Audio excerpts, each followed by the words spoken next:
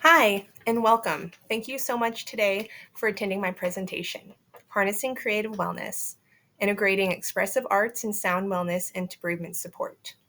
My name is Jenna Annas, and I am the founder and owner of Happy Hope Wellness LLC, and it's a creative wellness company that works with individuals, companies, and organizations to support overall well-being, grief support, and workplace wellness. And so grief support and bereavement is very close to my heart. My first son, Joshua, passed away in 2005 from SIDS. And so understanding the research and the resources and tools just throughout this whole journey has been so important. And I'd love to share that with others. So why are we here?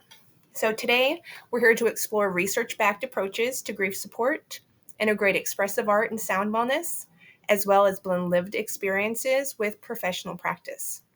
So the objectives today is to understand the research in creative wellness and bereavement, engage in experiential practices, and identify practical support strategies, and then strengthen emotional awareness, regulation, and resilience. So resilient hearts, healing with creativity and compassion. One of my favorite quotes is healing from grief is not returning to who you were. It's creating a new path forward with compassion, creativity, and courage. And so why this matters is grief can disconnect us from our bodies, emotions, and our sense of stability. Healing is a journey of reconnection and to yourself, to your loved ones, and to the present moment. Emotional intelligence and heart coherence, which I'll talk about more throughout the presentation, really provides a steady foundation for navigating loss. It's really good information to have. And the final one is understanding or the creative and sound wellness practices and how they help soothe your nervous system, foster emotional expression, and support resilience in our grief. So there's a lot of great evidence-based approaches to grief support. And here are the two that I have within this presentation, but there is a lot more information ingrained within this. The two pieces of research I'm discussing today is expressive arts and grief support. And so this is from a 2024 study with adults in expressive art therapy and who are navigating the complexities of their perinatal loss.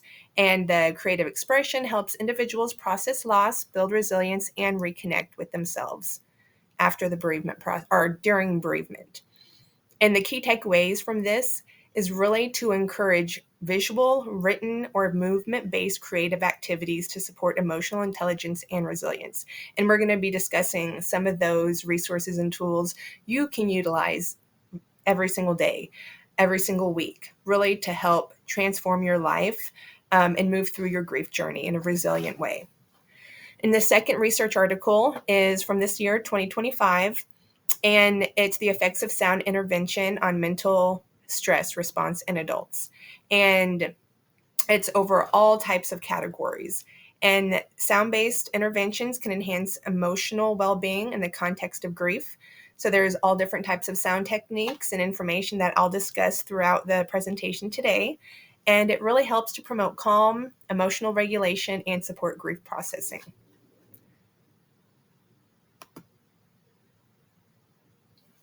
Tools for growth and healing. So as I mentioned, there's multiple modalities: emotional intelligence, brain, heart-brain coherence with HeartMath, and creative wellness and sound wellness. And healing is not every single thing works for someone else. So that's why it's so great to have multiple different resources to use during your journey. It's not a one size fits all. And so having these different tools can help you find different ways to journey through your grief and also maybe help support someone else. So we're going to be discussing emotional intelligence, the first portion of it. And my framework I use with my business is reflect, reframe, and renew. So the first portion of the reflect is the emotional intelligence portion, and just talking about what am I feeling right now without any type of judgment towards yourself or anyone else. And a really good tool for this is the feelings chart. And the feelings chart allows you, it's a circle chart of wheels, and it allows you to identify what emotion you might be feeling in the moment. So it could be frustration, but frustration can be a larger portion of anger, and it kind of helps you identify really where the main emotion is. And then from there, you can kind of look for secondary losses or hidden emotions or hidden losses throughout your main loss. So for example, if you have the loss of your child, that is the main loss, but there's so many losses within that. The loss of security, the loss of safety, the loss of the idea of what your child was going to grow up to become. So you have multiple losses kind of hanging over this large loss. And that's the emotional intelligence portion kind of coming in and helping to get down deep and figure out where those emotions are. And the feeling wheel is a very great way to reflect upon that and use your emotional intelligence in a situation. The second area is the reframe portion, and this is just perspective shifting using your mindset. This can be anything from being grateful, practicing gratitude, having positive affirmations in the present moment, and something might not be going 100% as you would like. You can look at that situation from multiple angles. And I always choose the angle that makes me feel good and that looks positive, because otherwise, if you're looking at a perspective from a negative lens and a negative angle, that just you persevere on that negative thought, and that's not helpful for anyone. So I always just try to have a positive mindset, and affirmations, prayer cards are really great for that. And the final one is renew, and we'll be discussing this more, and that's the creative wellness portion, sound wellness, yoga, journaling, all different types of ways that you can renew yourself in non-traditional ways. So heart-brain coherence is a scientifically studied state in which the heart and the brain work in sync, creating emotional stability, mental clarity, and psychological balance. So according to the research of the HeartMath Institute, this coherence is achieved through practices like slower breathing and heart-focused emotions, which promote nervous system regulation, reduce stress, and support trauma recovery.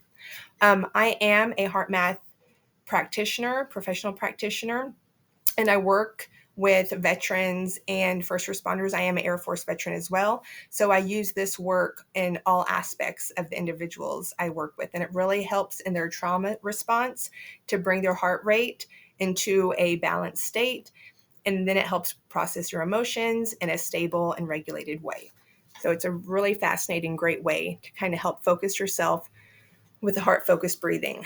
And it's as simple as focusing on your heart area, closing your eyes if you would like, and you breathe slowly through your nose and on a count of 4, and out through your mouth through a count of 6. And when your body is in a rest parasympathetic response, it allows your body to become less stressed. And how this is your heart rate variability: when you inhale on a 4 and you exhale out with 6, then it puts your body into that state of knowing it's safe. The next portion is creative wellness. And creative wellness is the practice of using artistic and expressive activities like art, writing, music, movement, and sound to support emotional well-being, self-discovery, and healing. It's not about being an artist. It's really about just expressing yourself in any way that you would like. And the amount of research and just the amazing benefits that art and expressive art and creative wellness can have on someone is transformational. And so, as I mentioned, there's creative art, journaling, yoga, and music. We'll discuss more. So for creative wellness, and I have different activities I'll do. I create positive affirmation cards, prayer cards with dried flowers. Here's one I made. It has some dried flowers and a prayer verse on it. It's very good when you're going through something and you have time to create something that is special and just for you. And so I have a little tray that I have with my clients. You can see it. It has pressed flowers on it, some paper, I have markers, stickers, and we create a beautiful positive affirmation card. So for example, just right here, if you can see, I have this beautiful leaf and this flower right here. And a lot of the times, the clients I work with or people I work with will write inscriptions, they'll write little positive phrases, and they'll even put little stickers on them. There's lots of great things to get your expression, your grief, your sadness, your joy out on paper in all different types of ways. So we have this beautiful wildflower art, and this just really helpful and beautiful to do.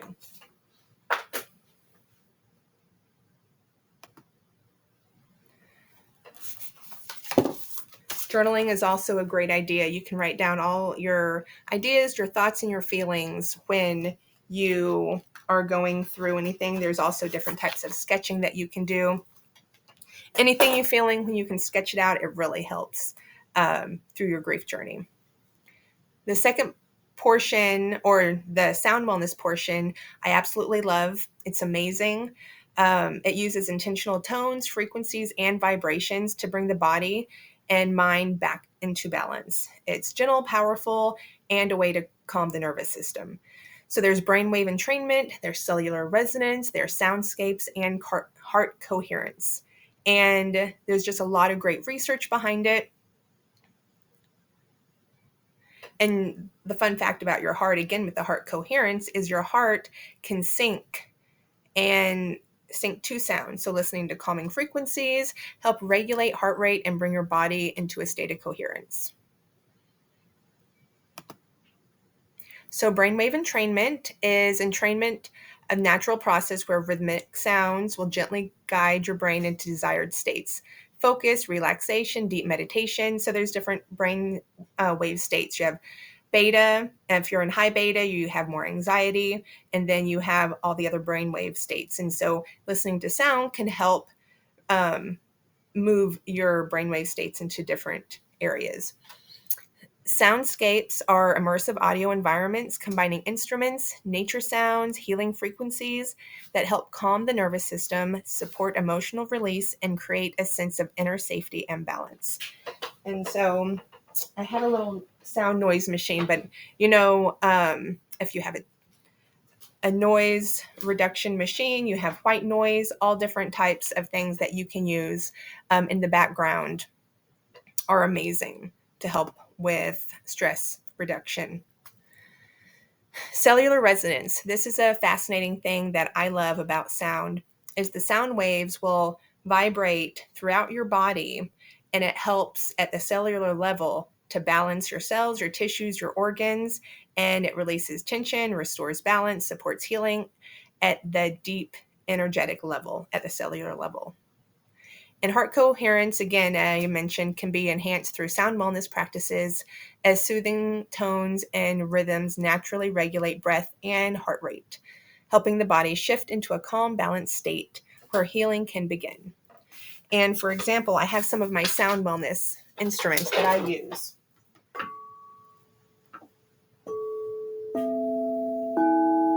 And you might be able to hear them. And these tones are so beautiful.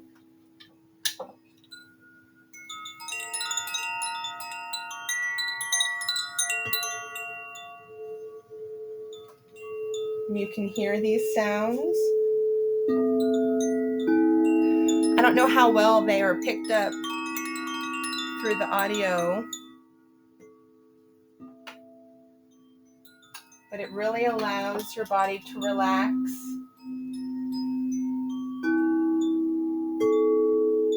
in a very relaxing way. You can see the bowls.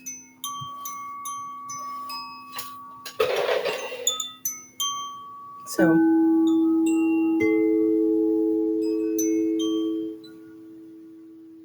the Sound is generated and it allows the frequency and vibrations to flow through the body. And this is a tongue drum, which is another instrument that can be used to provide very relaxation. These are all fun, exciting, different things that you can try.